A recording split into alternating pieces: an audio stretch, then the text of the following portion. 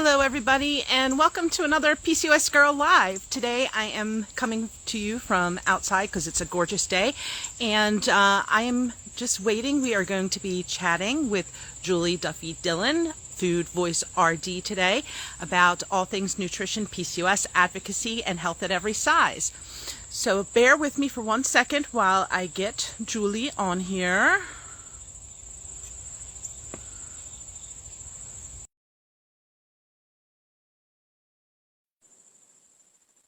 She should be here any moment. There we go. Hi, how are you? I'm great. It's nice to see you. You too, and thank you for joining me during lunch. I'm sorry I'm interrupting your lunch break, but I'm so excited that you're here with me because we have so much to talk about today.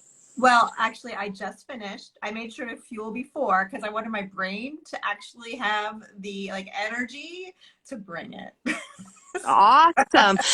So today we're going to be talking about PCOS and nutrition on your terms because a lot of people are really confused about what they should do, what they shouldn't do, what the doctor tells them, how they feel things are going. So I think we need to kind of give people a little boost of self-confidence that every journey is a different journey and every step you take towards health is a good step. So before we get into that, I would love you to tell everybody a little bit more about yourself and your background, and then we'll jump right into talking about this. Awesome. Oh my gosh, I'm so excited. Okay, so about me, most people know me about this story of this sobbing in my boss's office. And what I've done is kind of divided my professional life into before the sob and after the sob. And before the sob, I was an early career registered dietitian. I worked in every area you can think of a dietitian working in, like in diabetes and heart health, inpatient, outpatient. And I also worked in pediatrics and adults. And when I worked in pediatrics, that's when I first learned about PCOS. I worked with a pediatric endocrinologist. And so he taught me a little bit about the diagnostic type of criteria. And I barely scratched the surface though. And at that point, I decided to go back to school and to get trained as a therapist. I really wanted to help people make behavior change. And so I took a leave for a couple of years. When I finished that, my first job out of grad school was as a diabetes dietitian. And I also was a behaviorist. I worked in an outpatient clinic. And so I helped people also in this time. This is where I started working with eating disorders, and where I was helping lower weight people with eating disorders to heal their relationship with food, to take away the shame, and to help feel okay around all foods. There's no good or bad foods. But then I had clients who are higher weight clients who I was instructed to do the opposite, to cheer them on, keep going. Yes, shame is good here. And, it just didn't sit well with me when I kind of was like, hey, I'm seeing people say the same thing, but because their body's coming in differently, I'm telling two different things. And that's when the crying happened. I was told my boss, I can't do this anymore. I had just read Intuitive Eating, which is an anti-diet kind of philosophy written by two dietitians. And I was like, I can't do this anymore. And she said, well, if you want to keep your job, you have to keep doing this. So I had to quit. Then was when I started working with PCOS, because I was focusing on eating disorder recovery and providing a different solution that wasn't based on weight. I was working with more people who had been dieting their whole life and wanting a new way. And as we know, with PCOS, people with PCOS can be dieting as early as preschool, because they have always been told their body is wrong. So that's when I was like, let me figure out how to help. And the big nutrition book, I got my training, it basically said just help people lose weight. And so since then, I've been trying to find some other solutions, other ways to help people. And this is the next chapter. This is after the sob. And so now I really feel honored to help people with PCOS. I don't have PCOS myself. And I have found through feedback from other clients what has worked and what hasn't to help manage symptoms without dieting. So that's what I want everyone with PCOS to know is you don't have to diet if you're wanting a new way to manage your symptoms. And I can't wait to talk about how this is a very individual experience, for sure. Yes, absolutely. And, you hit on a really key point. And one of the things that I love about you is there's such a focus in this community on diet and the word diet. And what I tell people is diet itself, that word means to nurture the body. So we have to kind of reprogram our brain, because this, for whatever reason, I don't know if it's like because of a money thing. I'm assuming it's because of a money thing. It's almost like they want us to believe that there's one particular diet or treatment or supplement that's going to fix everything, when in actuality, like you said, it's a very individual thing, and there isn't one particular diet that's the best diet for PCOS. So can you speak a little bit more about this, about what diet is for PCOS or nutrition is for PCOS? Yeah. So you're right. The word diet has been kind of just stolen or taken. And our way of like thinking about the word diet is a restriction. And as a dietitian, you know, we use the word diet to mean, you know, just what a person is eating. But I don't like using that word to mean that, because it is so connected to like rigidity and cutting things out. And, you know, the thing that I appreciate is that we know so little about PCOS, especially PCOS and nutrition, through research. We really don't have anything. And you know, the 2018 PCOS evidence-based guidelines, they state very clearly there are 0 diets that have been shown to help most people with PCOS without harming. Unfortunately, they all go on to say, so just pick one, which I'm like, couldn't you just have a period at that point instead of just pick one? Because just picking one is not good either, because there's you know, when I work with people who are wanting to diet or focus on weight loss, I want to spend a lot of time of like, let's make sure you actually know what you're getting yourself into, because there may be some short-term outcomes that are favorable, but the long-term, based on research, is that it actually can make PCOS worse, not better. So let's make sure you have informed consent going into your choices. And yeah, so we don't have any evidence of a diet that is, or a restriction kind of thing that actually is going to help someone. And what I have found instead is that when people are eating enough, which is really a big misconception. Most people think they only need a certain amount, and it's like a diet amount. When people are eating enough, focusing on getting rest. So that may mean like getting enough sleep at night, and then also taking breaks during the day where their like nervous system can just chill out. Doing what you're doing right now, going outside and just like feeling the grass or just the sun on your face or whatever the air is at the moment. Like doing things like that has so much more meaning than cutting out a macronutrient, has so much more sustainability to it, and helps the labs more than anything else. So I hope I answered your question. Right. I tend to like just go on my own little tangent. So bring me back if you want to. I love that. And it's so needed, because I mean, this is one topic that really constantly gets me going. Because it really, it seems like it drives pretty much everything that happens in our community. It's based around weight. Either someone is overweight and the doctors are blaming them and telling them, well, you know, I even had a doctor tell me once, I'm like, I am not eating anything outrageous. I'm doing everything right. And he actually told me, you must be sleep eating then, or not realizing what you're eating. I mean, like, the blame is just... I can't stand this. You all are not believed. And I don't understand why not, because, you know, after you hear 10, 20, 30 people saying the same thing, like, I'm not eating that much. Why is everyone getting lumped into like, obviously you're eating more than you're telling me?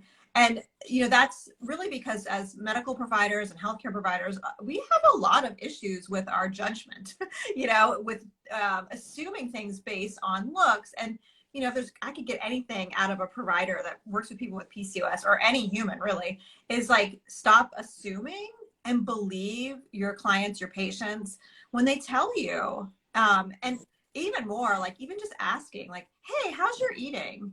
Instead of like assuming based on someone's body size. Because one thing that researchers actually have found is that people in higher weight bodies, when they like go through and find out what they're eating, and this is in a lab setting, this is not just a recall, that people in higher weight bodies consistently are eating less than people who are in a body size that is considered like normal. I don't like that word normal, but like normal BMI or something like that, which should tell us a lot of information right there.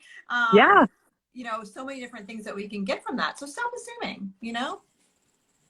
Yeah, absolutely. So, I mean, that was one of the things that I had to relearn, you know, because for the longest time I was always starving myself and I'm like, why am I not losing weight? Why isn't this Right. happening for me? Right. And when somebody kind of reprogrammed my brain to, it's because you're not giving your body what it needs, the right nutrients and the amount of nutrients that it needs. Because a lot of times with PCOS, we're deficient in a lot of vitamins and a lot of things. And doesn't matter how little we eat, if we're not getting the nutrients we need, our body's not going to process things. So when I started realizing that I did better eating more frequently during the day, Mm-hmm. all of a sudden things started to like turn around. And, Yeah. you know, the focus wasn't necessarily on losing weight, but my health started improving dramatically by doing this. So where do we start with reprogramming, Julie? It's hard. It's a hard sell because, you know, we live in a world where people in higher weight bodies are treated differently. So to like actually to take in, like, I have to eat more in order to improve my PCOS symptoms. It's like you're having to be really radical, basically. And not everyone is like, that's hard. And, you know, I'm someone's always been a thin body, so I don't know what that actually is like. But, you know, what people have told me is that's a every moment, every day, having to choose to do it. So, you know, it's something that if you can connect with people like yourself, Ashley, people who have gone before you and have been able to do that, like deprogramming and unlearning, I think that's one of the best things, is connecting with other people with similar lived experience, because then you won't be alone. You know, there's so much of this that can feel so isolating already with having PCOS, but then also like trying to eat enough to make sure you have the energy to take care of yourself and to manage the symptoms. Yeah, I think it's a really hard sell in our world where everyone's like intermittent fasting and ketoing and doing all those things that are really not great for PCOS. I know people will disagree with me, but I'll go to bat on it. I will be right there backing you up because I like you said, I don't like that, all the restrictive and, you know, this is the only way to, it's just not that way. But, you know, you were talking about reprogramming, and beyond the patient being reprogrammed, I think we also have to reprogram the providers a little bit with this. I think that would, that to me, you with PCOS, anyone listening who has PCOS, or if you have a loved one with PCOS, like, you all shouldn't be the ones that have to like advocate for yourself, to like do all this like research. Like, that really should be on us, the healthcare providers. And you know, whenever, like, I just talked to some dietetic interns, that phrase means nothing unless you are a dietitian, but like after you finish all your training, you have to do this year of post-grad stuff. And so there's a training program near me, and I always talk to them about random topics, but I always insert PCOS in there because I want to make sure that anybody who's a healthcare provider in training gets to hear that PCOS is passed down through families. It's not caused by weight.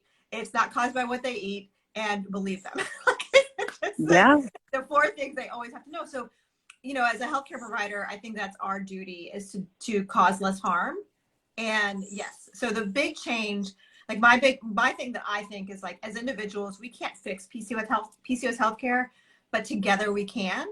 So together we can make the change to make PCOS providers more accessible, less shamey, and then also researchers to be able to like actually like find a medicine that's FDA approved to treat PCOS. That would be great, right? It would be amazing. And, you know, it really astounds me when I'm going to geek out for a minute here because I'm a big statistics girl,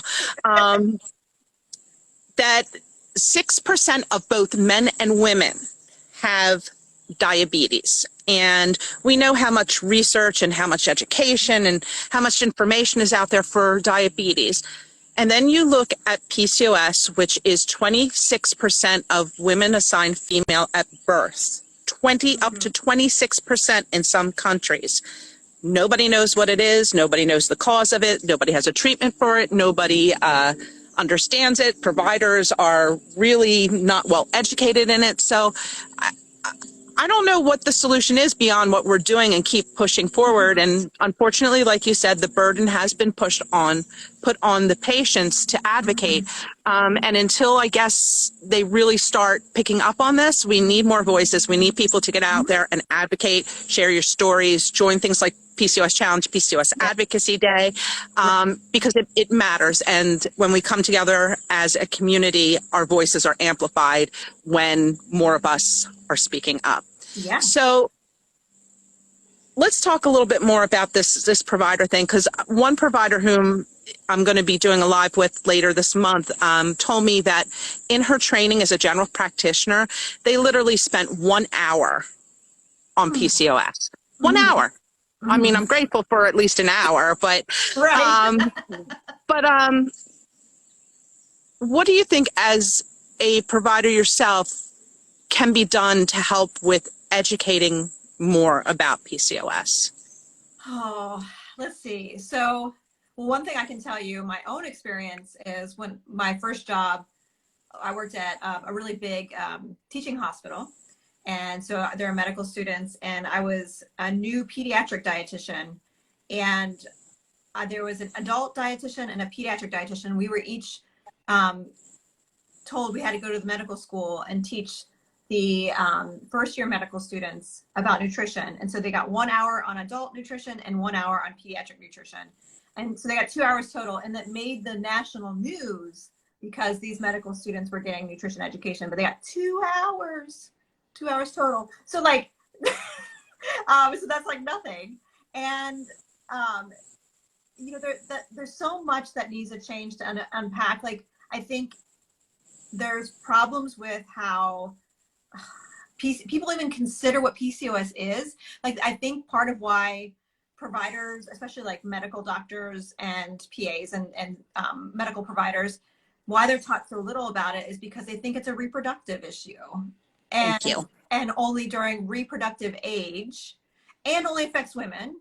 So that, so there's like misogyny, there's ageism, there's you know, like neglecting that not everyone with PCOS is a woman. So like there's so many issues that come up. But yeah, like the part where so many people think it's just a reproductive condition and miss out on, like, you know, for most of the people I connect with, yeah, the fertility piece is hard, but most of the people that I've worked with, they have found their doctors can kind of do something with that.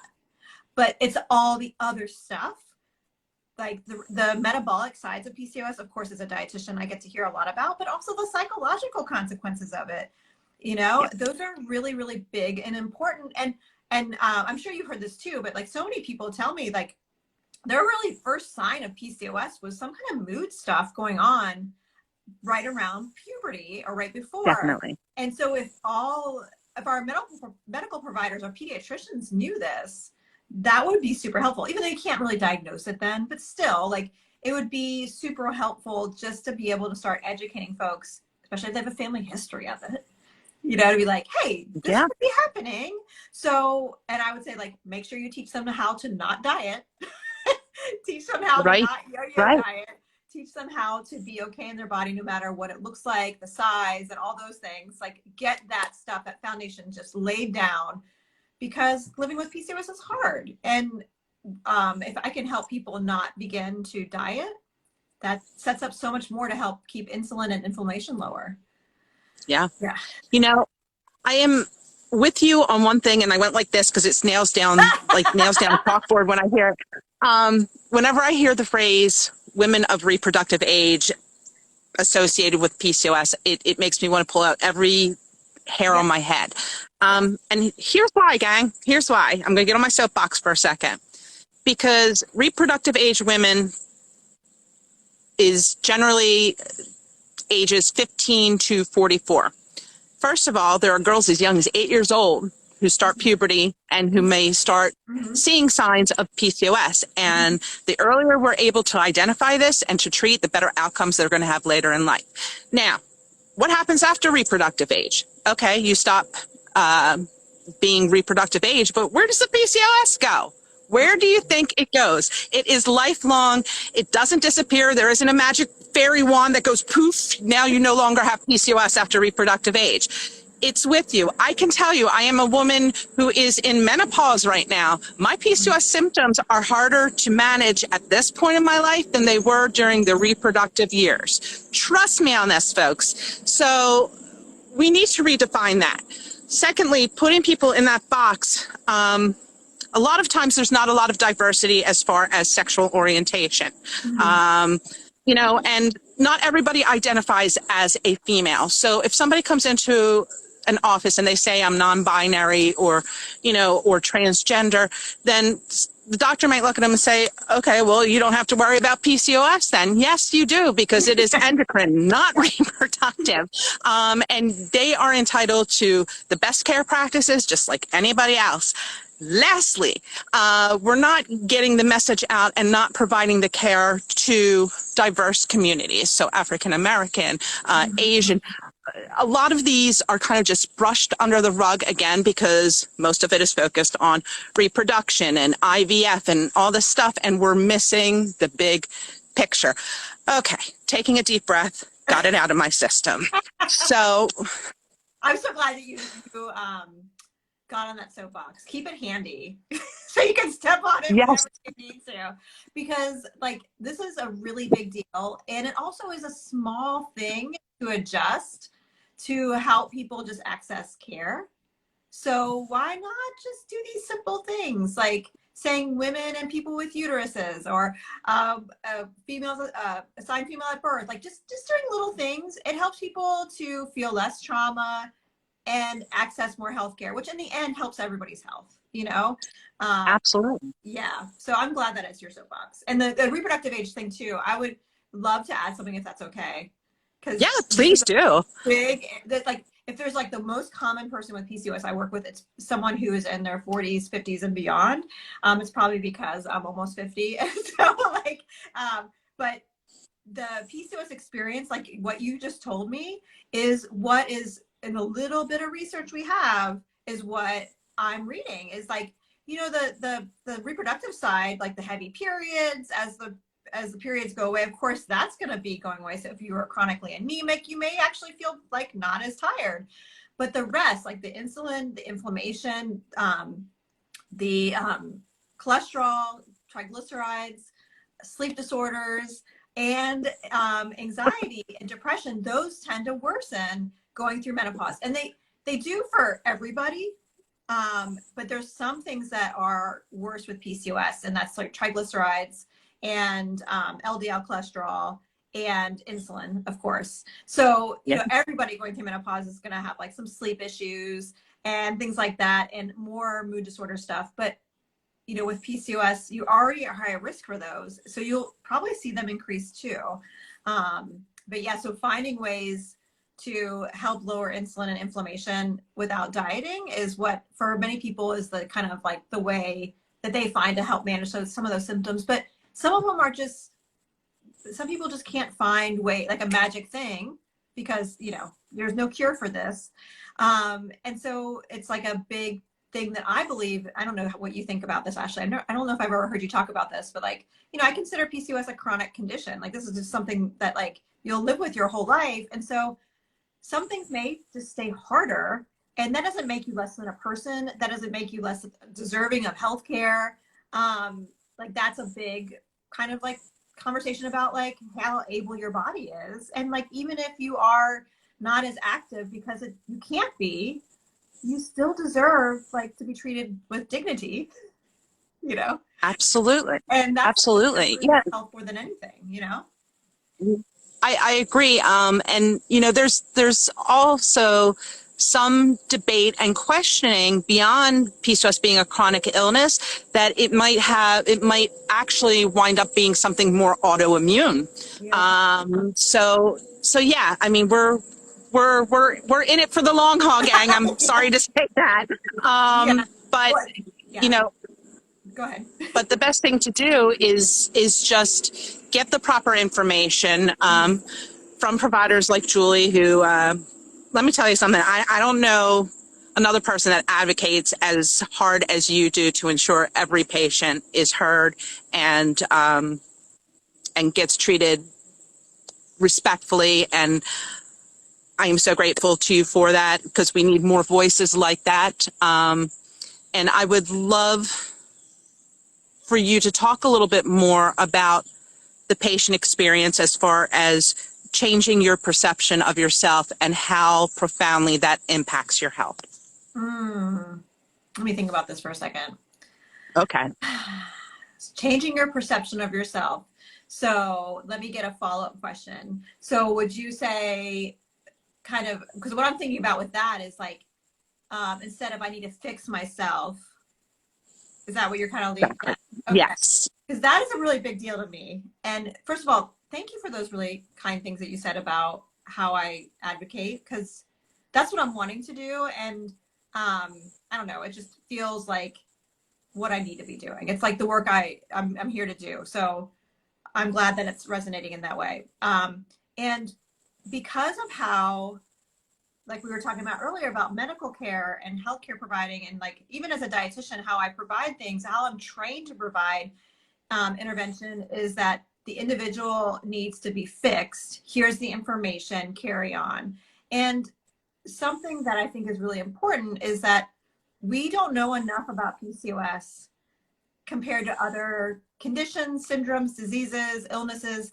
And so we don't have this like script like we sometimes feel like we have, you know? And like you as a human being, you don't need to be fixed. Like I think if this world was not so focused on thinness and also not so afraid of the gender identity stuff, and also more respectful of like not everybody wants to make babies. I think if some of those things were not such a big part of our society, that living with PCOS would be easier. And so I think that if we could spend more bandwidth on fixing all of that, these structural issues in healthcare and our cultures, that instead of focusing on fixing yourself, you know, what can you add to your life to allow you to have the bandwidth to do that stuff is ultimately my goal for you. Anyone listening is like, how can we make sure you are fueled, your brain is energized, you get enough rest so we can get the SHIT done. So we can fix it for the next people being diagnosed, you know? Yeah. So they don't have to go through as much. Like, let's make it better for the next person. And again, it kind of circles back, like, this is not something we can do alone. That's why fixing ourselves individually is like the big distraction of everything, you know? And it's a big part of how diet culture takes us to get so much money, you know, like why it's so successful is it makes it seem like there's this product that you can buy to fix yourself, but it doesn't actually work, you know, because when it works, it's really just short term, but we have to keep going back on it.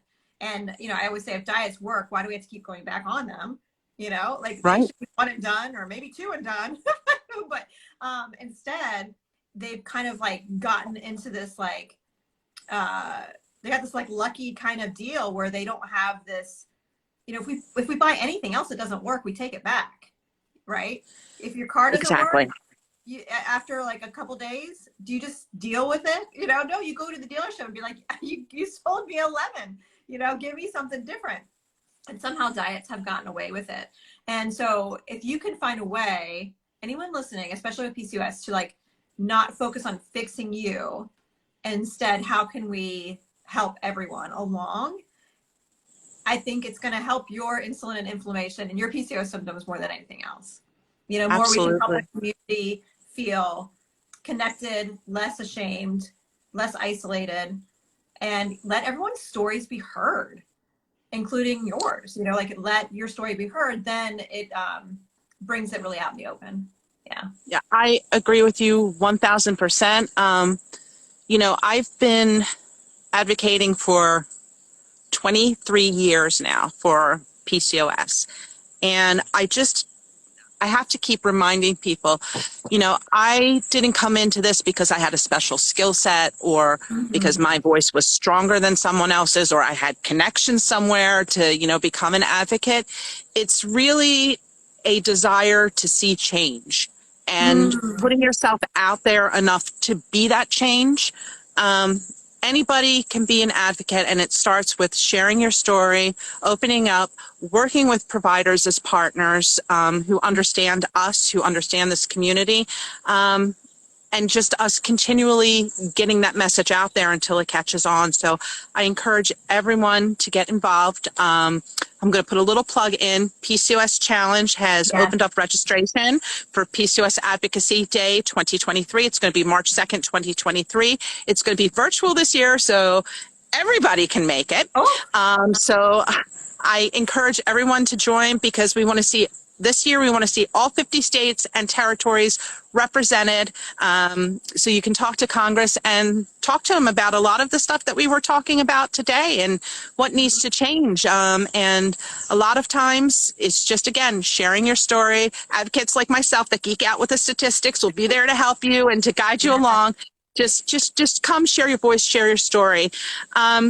Julie, do you have any final comments, remarks, suggestions? And also, can you please let everyone know where to find you for more information? Yeah, well, let me say, can I say one thing about PCOS Challenge and PCOS Advocacy? Sure.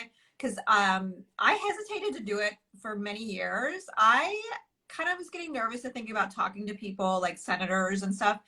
I felt really intimidated by that. And when it was virtual last year, I was like, this is my chance to do it in a way that feels a little less threatening.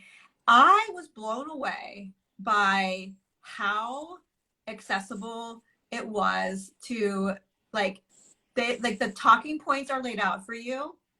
And because of like how it's like scheduled, like someone else schedules it for you, and you basically are in charge of like a talking point or two. And so you get really, it becomes easy kind of to do it.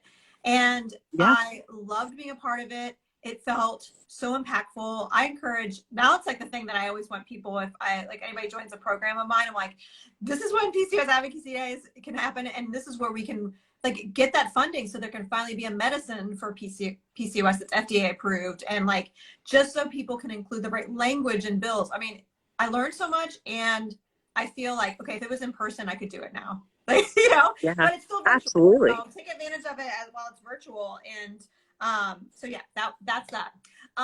So to find me, you know, I'm Food Voice RD on Instagram, as you know, and I have a podcast called Find Your Food Voice if you like podcasts. So that's for anybody. It's not just people with PCOS, but I actually have a special PCOS episode dropping tomorrow about like my most common PCOS supplement questions. So that's tomorrow. And then I have a free training on Thursday on decoding and demystifying PCOS carb cravings, because I believe that the carb cravings have like really important insight. I have a feeling you do too, Ashley. Like, I don't think we should like deny them, ignore them. Like, they actually have some great intel. And so some things I want to share. And so it's a free training, and it also is like an open house for PCOS Power, a course I have. So if you're interested in the free training, the link's in my bio right now, and you can sign up. There's still time to save a spot. So, but anyway, yeah, just stay connected here. I love talking about PCOS, and I appreciate you so much, Ashley. Like, you know, I do feel like extra honored to be like in some of these conversations since I don't have PCOS. So just know that like, I hold that dearly, and I like, it's an honor to like be even included in conversations without PCOS. So, so yeah, I just want to say thank you.